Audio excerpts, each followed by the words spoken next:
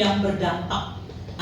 Di dalam 2 Timotius ini ayat 1 dikatakan, dari Paulus Rasul Kristus Yesus oleh kehendak Allah untuk memberitakan janji tentang hidup dalam Kristus Yesus kepada Timotius. Jadi surat dari Paulus kepada Timotius. Ya, dan kemudian sekali lagi di ayat 5 dikatakan ya, aku teringat akan imanmu yang tulus ikhlas, yaitu iman yang pertama-tama hidup di dalam nenekmu Lois dan di dalam ibumu Eunike, dan yang aku yakin hidup juga di dalam dirimu. Jadi itulah surat dari Paulus kepada Timotius. Baik ibu-ibu yang saya kasihi ya, Paulus sebagaimana kita tahu rasul yang luar biasa, pastilah punya banyak murid. Dan salah satu muridnya yang sangat menonjol adalah Timotius. Dia bertumbuh berkembang dengan sangat luar biasa. Dan Timotius bukan hanya terus menjadi murid, dia murid sekaligus teman satu pelayanan dari Paulus.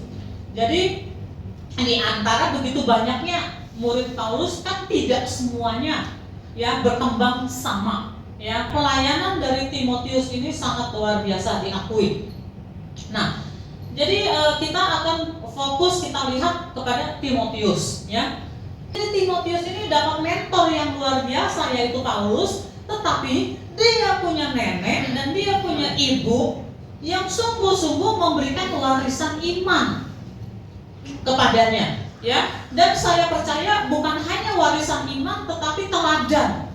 Neneknya ya dan ibunya ini memberikan teladan yang luar biasa sehingga Timotius ini ya bertumbuh berkembang sangat luar biasa ya. Nah, jadi apa yang saya sampaikan hari ini adalah bahwa perempuan-perempuan atau wanita ya itu bisa memberikan dampak yang sangat luar biasa seperti nenek dari Timotius ini dan ibu dari Timotius. Tentu saja Allah memakai pria dan wanita sama, ya. Tetapi wanita ini ada kekhususan dari wanita ini, ya. Sehingga sebetulnya wanita ini ya punya peran yang sangat strategis untuk memberikan pengaruh, memberikan didikan, ya, baik kepada anak-anak kita, ya, anak cucu, ponakan, ya, pengaruh-pengaruh kepada orang-orang di sekitar kita, ya. Kepada orang di gereja atau mungkin non gereja, ternyata wanita ini punya peran yang strategis. Ya, saya seorang gembala, ya, dan dulu waktu saya pertama kali ya menerima tugas sebagai gembala ya berapa belas tahun yang lalu, saya berpikir saya ini wanita, saya bergumul Tuhan, bukankah gembala ini sebaiknya pria aja, kenapa kok saya wanita? Gitu, saya bergumul untuk menerima. Lalu kemudian satu ketika saya mendapatkan mentoring dari salah satu pendeta. Wanita-wanita, ibu-ibu jangan takut untuk menerima peran penggembalaan. Ya, penggembalaan itu kan di gereja penggembalaan, tapi di rumah kan bisa mengembalakan juga. Ya, di masyarakat bisa juga menggembalakan orang-orang lain. Ya, karena sebetulnya yang namanya wanita ini punya peran yang strategis, ya, beliau berkata seperti itu. Dan wanita ini bukan hanya melahirkan anak-anak jasmani, tetapi anak-anak rohani. Wanita ini bisa melahirkan anak-anak rohani. Kan pria juga bisa, tetapi wanita ini ada sesuatu yang khusus, sesuatu yang spesial di dalam wanita ini. Ya, wanita bisa merangkul, wanita bisa bicara lebih dalam dari hati ke hati, punya naluri. Ya, naluri. Jadi kita wanita punya anak, ya, jasmani, tapi juga kita bisa melahirkan anak-anak rohani. Jadi peran wanita di dalam kerajaan Allah itu sangat strategis, ya. Nah, di sini ya dikatakan bahwa nenek ya dari Timotius dan ibu dari Timotius ya, dia punya peran yang sangat luar biasa kepada Timotius. Mereka mewariskan iman, ya, dan juga memberikan teladan kepada Timotius sehingga Timotius menjadi orang yang hebat, ya. Jadi peran ya strategis dari wanita Kristen, wanita prajurit Allah. Ya, perannya yang pertama adalah mewariskan iman, memberikan keteladanan. ya, kepada orang-orang lain, ya. Orang-orang ini bisa keluarga dan juga bisa bukan keluarga, ya. Jadi wanita di dalam kerajaan Allah punya peran yang strategis. Kita ingat seorang Naomi, seorang janda, ya, janda Naomi.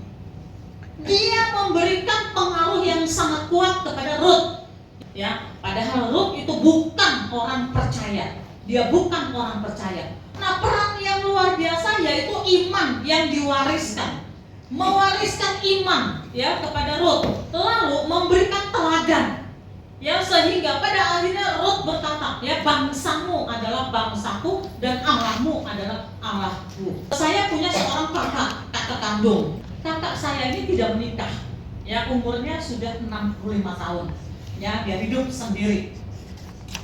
Walaupun dia tidak menikah dan dia hidup sendiri, saya berani bersaksi bahwa kakak saya ini memberikan pengaruh yang sangat luar biasa, ya, baik pengaruh iman, ya, keteladanan, dan juga banyak hal dia bisa lakukan.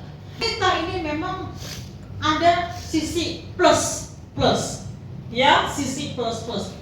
Kalau zaman dulu dikatakan wanita adalah makhluk yang lemah, tapi sekarang tidak lagi bisa dikatakan begitu. Setuju? Kita tidak bicara fisik ini, walaupun mungkin ada juga sih yang fisiknya kuat, tapi kita tidak bicara fisik, ya. Secara rohani, ya, wanita-wanita yang punya hubungan dengan Allah, yang berlutut seperti Maria, ya, wanita-wanita yang berani bertindak, wanita-wanita yang berani merangkul, wanita-wanita yang melahirkan anak-anak rohani, ya. Jadi wanita memberikan warisan iman, memberikan keteladanan, ya, memberikan pengaruh. Wanita bisa lebih banyak berinteraksi, ya, dengan orang-orang yang harus dibawa kepada Tuhan. Yang selanjutnya, ya, wanita adalah penopang doa di dalam setiap keluarga. Mungkin tidak kelihatan, tapi perannya kuat. Sering sekali wanita ini, ya, dia menjadi penopang, menjadi pendoa dan penopang, sering tidak kelihatan, tetapi perannya kuat, ya. Saya mau kasih 2 contoh tentang doa, ya. Yang pertama saya mau bercerita tentang Billy Graham. Dia adalah hamba Tuhan yang luar biasa. Dia penginjil yang luar biasa. Dia pernah bercerita dan pernah menulis. Dia katakan gini, saya bermimpi, ya. Jadi di dalam mimpinya dia ada di dalam satu antrian untuk menerima mahkota. Ya, kita tahu orang-orang benar, orang-orang percaya, orang-orang benar mendapat mahkota. Ya, dan mahkota itu setiap orang berbeda. Ya, akhirnya dipanggillah semua orang benar, ya, dalam antrian mendapat mahkota yang tentu mahkotanya beda-beda. Nah, setelah semua mendapatkan mahkotanya, tinggal 2 orang yang belum dapat. Yang belum dapat ini Billy Graham, ini pendeta yang luar biasa. Lalu yang satu lagi adalah seorang ibu-ibu. Ya, yang satu lagi ibu-ibu. Ya, mungkin ibu-ibu udah umur 50 atau 60, ya, pokoknya seorang ibu-ibu yang sederhana. Tinggal 2 mahkota, tinggal 2 orang. Yang satu mahkota penuh kemuliaan, yang satu lagi mahkota biasa. Nah, kita kan tahu, ya, kita sudah baca ada upah, ya, di sorga, ya. Dia berpikir pasti mahkota yang penuh kemuliaan itu saya, karena saya berkhotbah.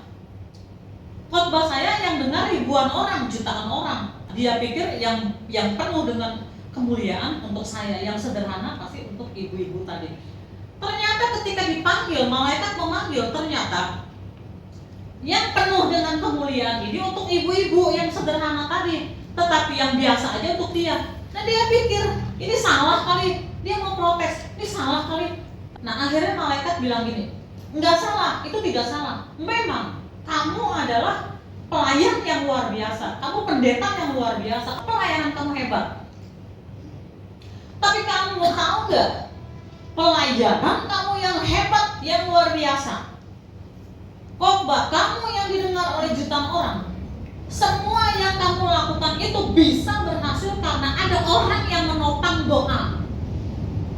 Karena ada orang yang menopang doa doa engkau, yang selalu berdoa bagimu adalah ibu-ibu ini. Dia terkejut dan dia terbangun, akhirnya dia sadar. Dan dia berkata, Tuhan ampuni saya. Mungkin tanpa saya sadari, saya merasa diri lebih. Oh, jadi pelayanan doa itu luar biasa. Nggak kelihatan, tapi dampaknya itu loh. Cerita yang kedua, ya, ketika ya saya masih muda, ya, saya belum melayani dan saya belum rajin ke gereja. Saya tidak ke gereja hari Sabtu, hari Minggu, ya. Saya senang ya yang namanya naik gunung lah, ya, yang namanya apa sih namanya, pokoknya olahraga yang seperti itulah. Satu ketika saya naik Gunung Salak. Gunung Salak itu lebih terkenal serem dibandingkan gunung gede, Gunung Pangrango. Itu katanya Gunung Salak itu ngeri. Tapi saya nekat ke situ karena saya pikir yang lain saya udah jajakin, semua udah jalanin. Ini penuh dengan tantangan. Saya dengan teman saya 4 perempuan, saya masuk ke Gunung Salak dan saya tersesat. Sampai malam saya tersesat, senter habis. Zaman dulu kan nggak pakai handphone kayak sekarang gitu ya. Pokoknya saya tersesat. Kita ketakutan, perempuan berempat, dan katanya di sana ada harimau, beneran, harimau jadi-jadian, pokoknya mengerikan. Nah, akhirnya ya pendek cerita, akhirnya saya diselamatkan oleh tim tim pencinta alam dari UI, ya. Nah, pendek cerita, ya setelah saya selamat, ya saya kami diketemukan oleh tim penyelamat ini, ya. Lalu kemudian keesokan harinya, ya, saya kan diam-diam, saya nggak ngomong sama orang tua saya. Kalau saya ngomong pasti saya dimarahin gitu kan. Saya pulang, saya diam. Mama saya tanya, kamu dari mana? Kamu ada apa? Nah, ibu-ibu yang kuat ya, feelingnya ya. Ibu-ibu yang punya hubungan dengan Allah. Kenapa? Saya bilang, dia peluk saya lah. Saya kan baik-baik aja, saya sehat-sehat aja. Kok saya dipeluk kayak saya pulang dari mana aja? Saya dipeluk gitu loh. Kamu selamat ya. Selamat ya, saya baik-baik. Tapi dalam hati udah dak-dikduk gitu ya. Terus dia bilang gini, kamu nggak cerita nggak apa-apa.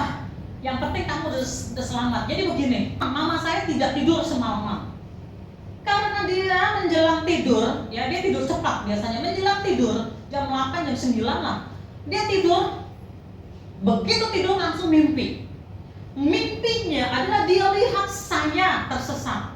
Saya punya sepatu kesayangan, sepatu untuk naik gunung. Ya, mungkin ibu-ibu tahu kalau sepatu seperti itu bukan sepatu murah ya pastinya ya, sepatu khusus ya. Jadi untuk beli itu nabungnya sekian lama. Ya, jadi kalau sepatu biasa harganya zaman dulu lah ya, zaman dulu sepatu biasa harganya 50.000 ya, kalau sekarang mungkin 500 ya. Nah kalau sepatu itu udah ratusan ribu, mungkin kalau sekarang udah jutaan gitu ya, karena beda sepatu buat jalan seperti itu. Sepatu kesayangan saya ini hanyut. Ya, di sungai yang sungainya dia bilang seperti ini, dan itu persis seperti sungai yang di Gunung Salak yang saya tersesat. Jadi mama saya terbangun, dia lihat anaknya tersesat dan sepatunya hanyut, yang dia bilang itu artinya anak saya akan begini-begini. Dia terbangun dan dia bilang, saya tidak tidur, saya berdoa. Dari malam sampai pagi dia berlutut, dia berdoa, dia berlutut, dia panggil nama saya, dia serukan, Tuhan, anak saya. Ya. Dia peluk saya, akhirnya saya cerita, iya saya salah. Saya bilang, saya salah karena saya tidak jujur. Saya begini. Mama saya tidak marah, dia peluk. Lain kali jangan berdusta, lain kali jangan berbohong, karena Tuhan pasti kasih tahu. Nah, jadi ya dari situ saya mengerti bahwa doa seorang ibu, amin, doa seorang ibu itu tidak main-main. Ibu yang punya hubungan dengan Allah, dia bisa berdoa buat anaknya, buat siapa, buat temannya, buat keluarganya, buat suaminya. Tadi ada kesaksian ya ibu ya. Ibu, doa seorang ibu itu luar biasa, amin. Mungkin tidak kelihatan langsung, ya ada kisah-kisah yang seperti saya ceritakan langsung kan, hasilnya langsung. Tapi ada juga kisah-kisah yang panjang sekali ceritanya, mungkin tidak langsung kelihatan, tetapi doa ibu luar biasa. Ya, Doa seorang wanita, doa seorang ibu sangat berdampak. Ya, jadi yang pertama tadi, peran wanita yang sangat strategis, dia mewariskan iman, teladan, memberikan pengaruh yang baik, ya, menghasilkan anak-anak rohani. Ya, kalau anak rohani kan nggak bicara soal umur, ya. Lalu kemudian yang kedua adalah penopang doa, dan yang terakhir, ya, kalau sungguh-sungguh kita wanita sungguh-sungguh punya hubungan dengan Allah, punya hati Tuhan, ya, melahirkan anak-anak rohani lewat warisan iman, lewat teladan, ya, lewat pengaruh-pengaruh apa saja tindakan yang bisa kita lakukan, maka sesungguhnya Allah memperlengkapi ibu-ibu dan Allah memberkati. Amin. Ya, memperlengkapi dengan apa yang kita butuhkan dan memberkati, ya, seperti apa yang Tuhan kehendaki buat kita. Jadi ibu-ibu, para wanita punya peran yang strategis, bukan orang yang biasa-biasa. Ya, jadi itu saja yang saya sampaikan hari ini. Jadi kita adalah wanita-wanita yang memang harusnya kuat. Ya, karena kita punya Allah yang kuat. Ya, Tuhan menjadikan kita, ya, menjadi orang yang bukan biasa-biasa saja. Ya, seberapa ya kita yang mengerti apa yang disampaikan pada hari ini, ya, dan kita berkata, Tuhan, aku mau, Tuhan terus pakai aku di dalam segala keterbatasanku, bahkan di tengah segala kelemahanku, Tuhan terus bekerja di dalam aku, dan aku mau dipakai oleh Tuhan. Kalau itu adalah saudara-saudara